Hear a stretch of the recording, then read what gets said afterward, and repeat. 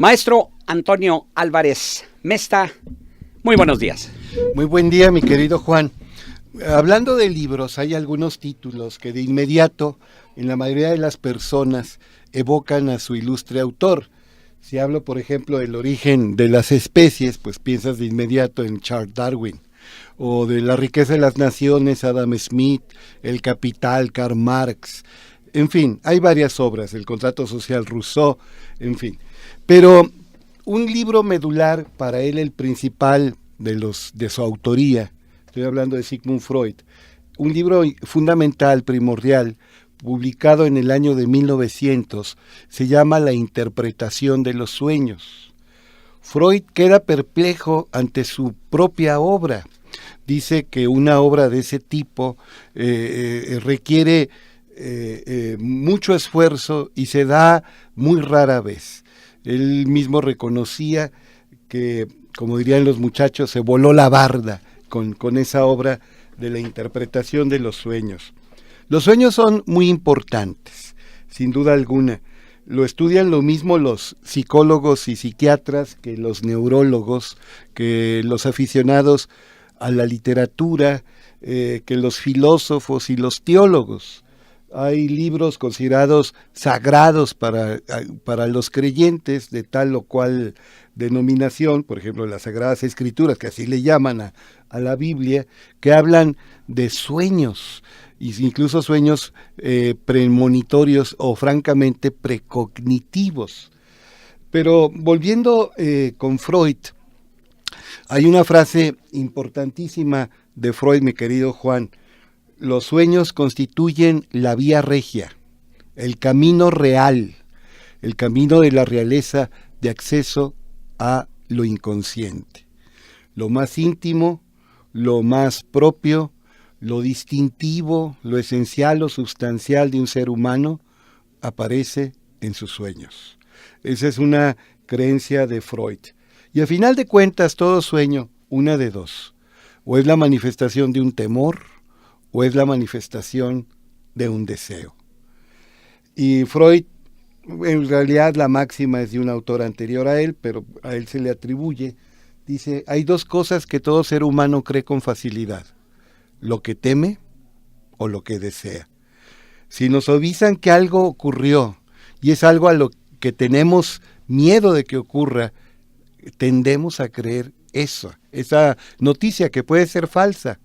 ¿Por qué? Porque lo tememos precisamente.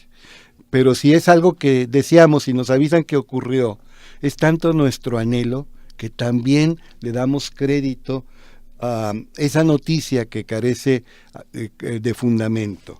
Todo el mundo cree con facilidad dos cosas: lo que teme o lo que desea. Y Freud insiste, todo sueño, a final de cuentas, en última instancia, es la manifestación de un deseo o de un temor. El psicoanálisis, la corriente que tiene como fundador y figura más ilustre a este genio llamado Sigmund Freud, es efectivo, pero es costoso y es tardado.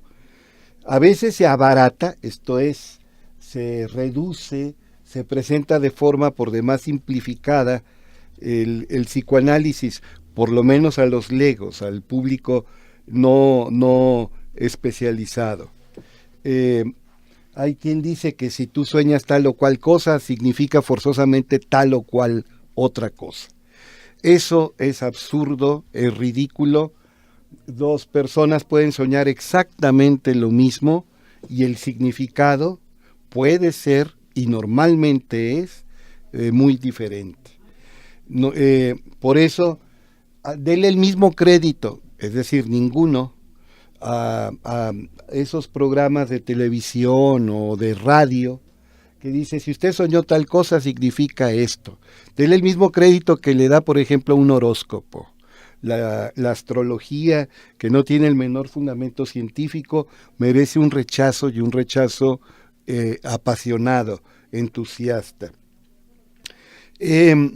Los neurólogos también estudian los sueños, y hoy se sabe, por ejemplo, ya que la mayor parte de las personas tiende, cuando puede, a veces no podemos, a dormir un tercio de su vida, la tercera parte de cada día se dedica al sueño cuando se puede, hay una porción considerable de esta fase del dormir que se dedica a los sueños, entre un 20 y un 25%. No hay personas que no sueñen. Y más allá de significados, que ahorita vuelvo con esto de los significados y sentidos de las experiencias oníricas, lo que se sabe neurológicamente es que al dormir y particularmente al soñar se consolidan los aprendizajes. Nuestro cerebro es lo más portentoso que conocemos en el universo y resulta que siempre está activo y cuando dormimos sigue procesando información y sigue consolidando aprendizajes. Hay quien ha usado los sueños para resolver problemas, para superar obstáculos, para dar frutos en su creatividad. No hay una persona con más patentes de inventos, una persona más productiva y también lucrativa en sus inventos que el genio Thomas Alva Edison. Hay 1093 constancias de inventos de Edison. Algunas ciertamente fueron meros perfeccionamientos, pero al implicar una mejoría sustancial, pues sí merece, acredita una patente. El genio de Menlo Park, mi querido Juan. Este hombre que por su pobreza de origen no pudo hacer estudios universitarios, ni siquiera de lo que aquí en México sería de bachillerato o de preparatoria, y que era considerado un retrasado mental porque era muy duro de oído y batallaba para expresarse en su niñez.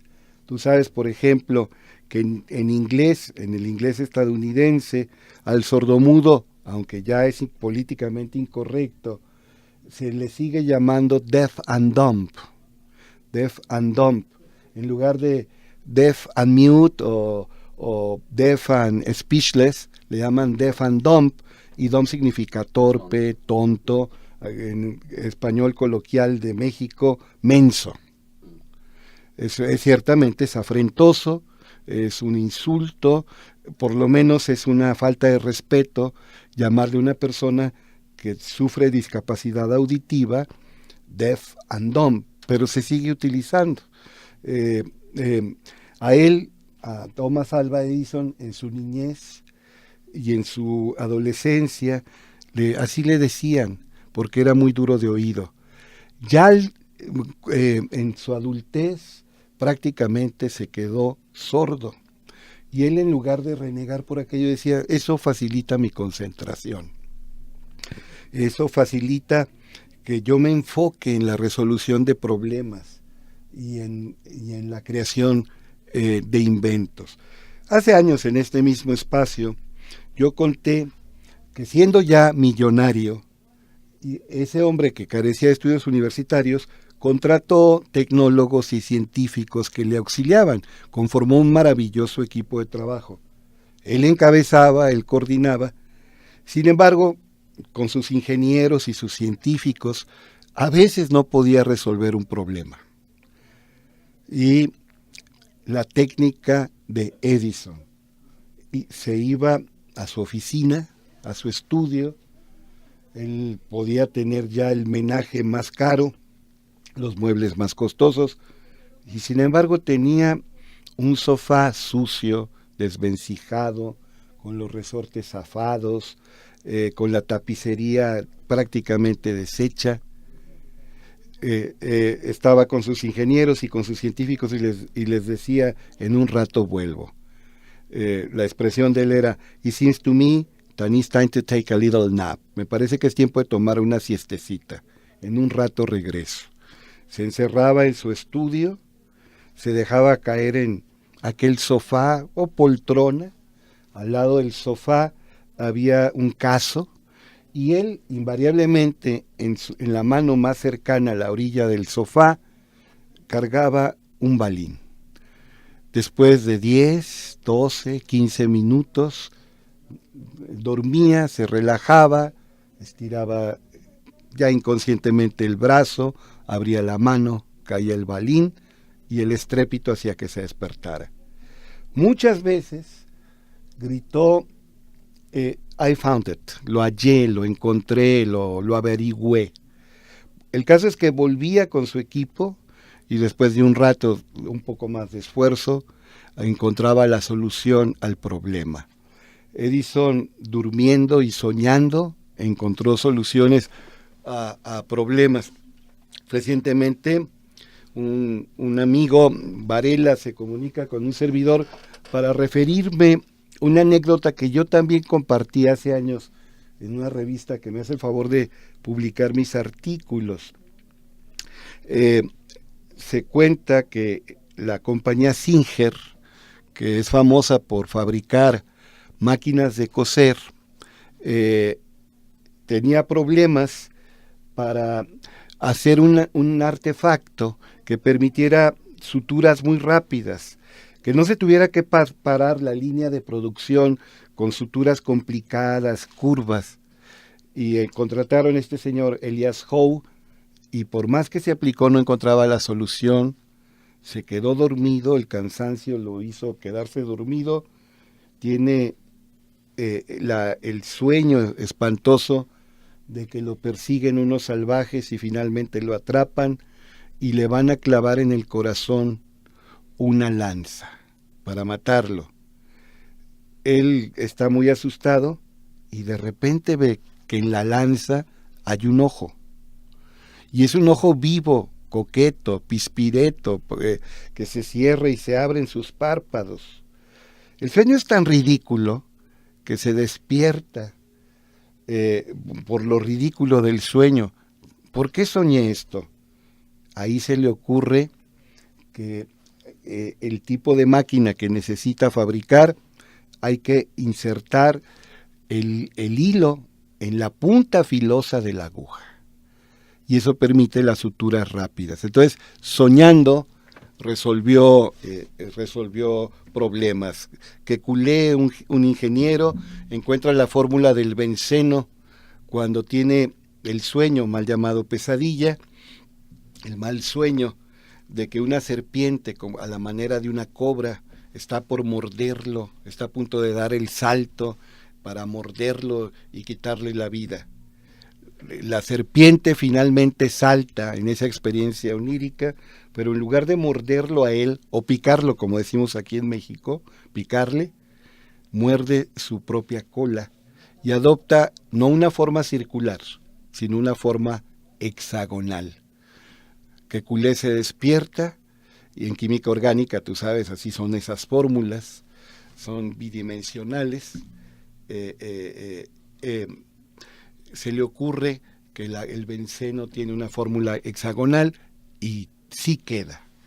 Se comprueba que el sueño fue productivo. Leonardo da Vinci, eso lo dice Claudio Stampi, un neurólogo eminente que ha estudiado los patrones, los hábitos de este genio singularísimo, Leonardo da Vinci, en su edad adulta, a menos que estuviera muy enfermo, que casi nunca ocurrió esto, jamás durmió horas consecutivas, ni de noche ni de día.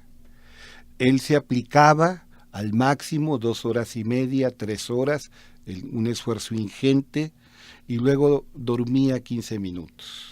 Dormía de día, dormía en la mañana, dormía a mediodía, dormía en la tarde, dormía en la noche varias veces, pero nunca horas consecutivas. Periodos de 15 minutos, después de 2 horas y media de esfuerzo. Se dice que quizá esto influyó en su extraordinaria creatividad. Y volviendo a lo de los significados de los sueños, existe un abordaje creado por Fritz Perls que dice que los sueños son personalísimos y que la mejor manera de trabajar un sueño, no interpretarlo, trabajarlo, es que cuentes en tiempo presente lo que soñaste.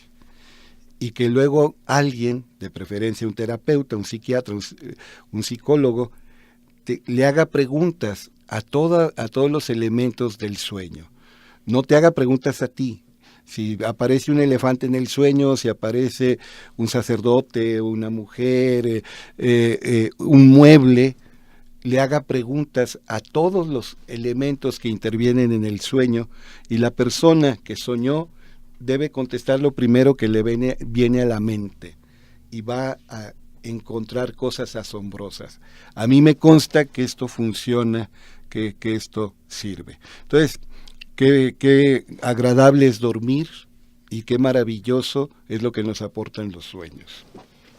Y sobre todo el hecho de la importancia también que implica el sueño, porque hay quienes dicen, no, bueno, es que yo no necesito dormir mucho, con dormir poco me basta. Sin embargo, está científicamente comprobado que tú puedes vivir más tiempo sin comer que sin dormir. Ahí, de hecho, leí tu colaboración precisamente en El Siglo Nuevo, la más reciente, donde se me hacía muy interesante eso, y sobre todo de la necesidad que requiere el cuerpo, más de descanso incluso que de alimento.